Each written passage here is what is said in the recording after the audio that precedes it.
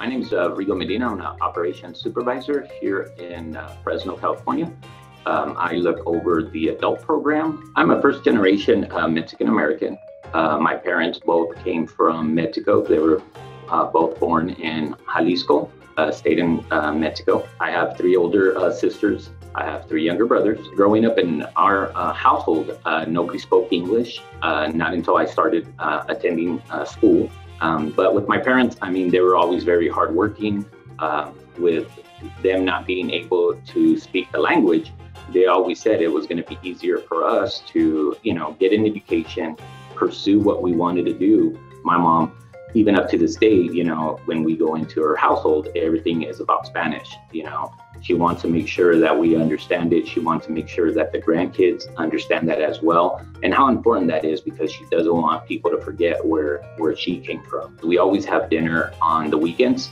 That's one of the things that we try to do as a tradition of our family, is having that, if it's not on a Saturday, it's on a Sunday, that we can at least have a dinner together.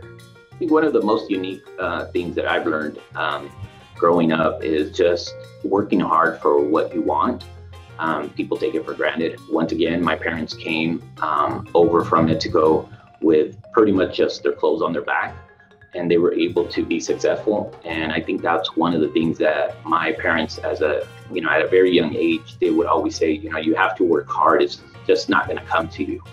And so I feel like individuals, not only for the Hispanics that are coming from, from Mexico, but from any other country that they're coming from, I think that if you work hard for what you want, anything, sky's the limit.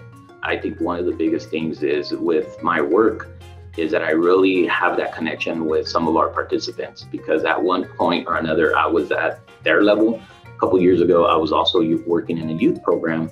And that I really connected with a lot of the youth, because once again, the youth, I would see them where they would bring in the parents, they were the interpreters, and I would say, you don't need an interpreter, I can actually speak with them. And we would have those conversations, and they would just be like, wow. And then they would look at their, son or daughter and be like, if he's in this situation and he was kind of raised in the same that you guys are currently in, who's not to say that you can't, go to get some education, get into this field or any other field and be successful. So, I really connect with a lot of the participants at any level, from the youth all the way to the adult program. I really enjoy what I do, and I wouldn't change it for the world.